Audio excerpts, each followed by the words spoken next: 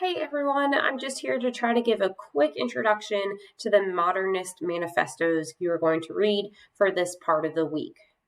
The modernist manifestos are a little bit different than what we have been reading because these are declarations of their purposes and what they believe writing should be. In the past, we've kind of just looked at literature with some discussion from critics of what they interpret and think of that literature.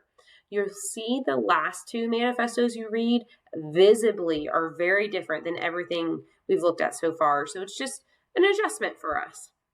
When we start publishing these manifestos, the modernists are writing and talking out because they're attacking the traditions that they think are no longer any good. In the modern chaos environment, where intellectual and scientific growth is happening at an insane speed for everybody, the traditional ways just don't work for them. They can't qualify on what they need to do. They can't use it to express themselves correctly, which should sound kind of like what our war poets were going through last week. So we just start branching out into these new ways of thinking and new ways of creating art and existing in art than has never existed before. So we have these manifestos to explain what we think art should be and how it should happen.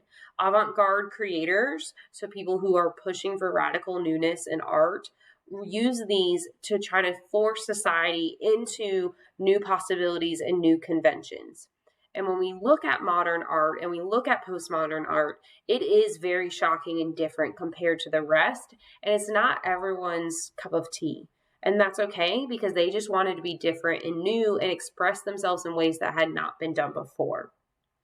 Norton defines their manifestos as public declarations explaining, justifying, and promoting the ambitions and revolutionary views of either the person or the literary movement it was a part of.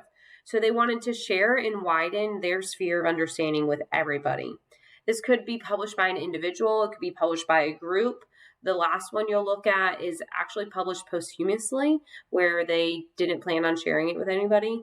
And it ends up becoming a very important genre because the last sentence of this introduction says, in their jagged typography, wild energy, and radical individualism turned to a collective purpose, these modernist manifestos helped advance and now exemplify elements of innovative art through the 20th century and into the 21st.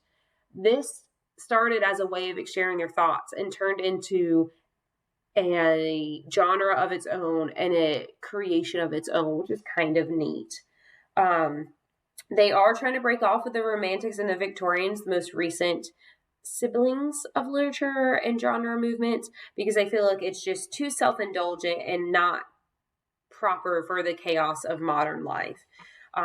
There's a lot of quick movements, and I recognize that a 2 or 3 year thing is not considered quick, but when we look at history and we look at literary movements that could last decades or centuries, a 3 year, 4 year, 5 year movement is pretty quick in terms of that. And so we are moving into this chaos. We want new ways to explain ourselves, and there's not a lot of things connecting them. Some modernists jump from group to group to group, depending on their stage of their life. There's no true connection. Really, the only thing that unites the modernist is that they all have a demand for a radical break from established practices and possess a passionate belief in the importance of art. That's the only thing that unify our modernists as they are writing. So keep that in mind. You're going to see lots of different opinions, lots of different ways of doing it. And that's okay. In fact, you're even going to see like an old version of a burn book when you read the Blast manifesto. They're basically burning and insulting and coming after anybody they disagree with. So I hope you enjoy them, and we'll chat soon.